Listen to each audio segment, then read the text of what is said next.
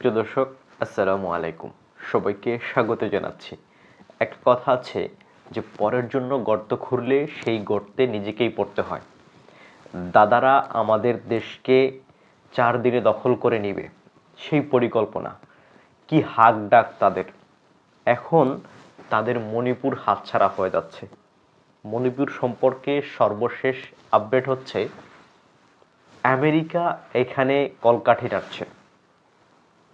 এটাকে দখল করে একটা খ্রিস্টান রাষ্ট্র প্রতিষ্ঠার পরিকল্পনা অলরেডি তৈরি হয়ে গেছে এবং সেখানকার যে বিদ্রোহী গোষ্ঠীগুলো আছে, সরকার বিরোধী যেসব গোষ্ঠীগুলো আছে, তাদের হাতে আমেরিকার তৈরি ভারী ভারী হাতিয়ার দেখা গেছে।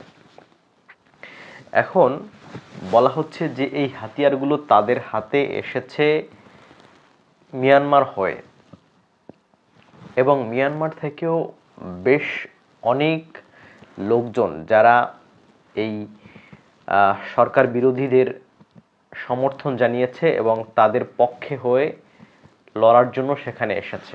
মানে মিয়ানমার থেকেও অনেক বিদ্রোহী গোষ্ঠী এই মণিপুরের বিদ্রোহীদের সাথে যোগ দিয়েছে এবং তাদের পরিকল্পনা ফাইনাল হয়ে গেছে মোটামুটি। এই যে মণিপুর রাজ্যে অনেক দিন ধরে ইন্টারনেট বন্ধ, এখন এই ইন্টারনেট বন্ধের মধ্যেও তারা ইন্টারনেট ব্যবহার করছে। তারা ইলন মাস্কের স্টারলিংকের যে ইন্টারনেট, সেটা ব্যবহার করছে। চিন্তা করে দেখেন তারা কোথায় চলে গেছে। এবং তাদের হাতে ভারী ভারী ভারী ভারী হাতিয়ার, যেটা আমেরিকার দেয়া।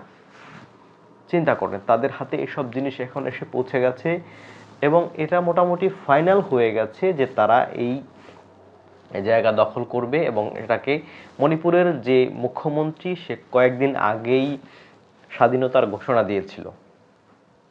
এখন তাদের মধ্যে নানা মহলে আলোচনা চলছে। ভারতের এখন কলিজার পানি শুকিয়ে গেছে, এখন ভিতরের পানি শুকিয়ে গেছে। তারা বাংলাদেশ দখল করে 3 দিনে 4 দিনে বাংলাদেশ দখল করে নেয় একেবারে।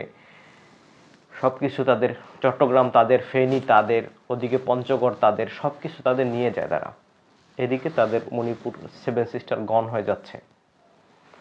তো মোটামুটি ভালো একটা বেকায়দায় তারা পড়েছে এবং ভালো একটা শক্তপোক্ত পরিকল্পনা। এখন এখানে আরেকটা বিষয় আছে, এই যে নতুন রাজ্য গঠন করবে বা নতুন রাষ্ট্র গঠন হবে, স্বাধীন রাষ্ট্র গঠন হবে, বা এই যে পরিকল্পনা, সেই পরিকল্পনার মধ্যে বাংলাদেশের কিছু অংশও রয়েছে।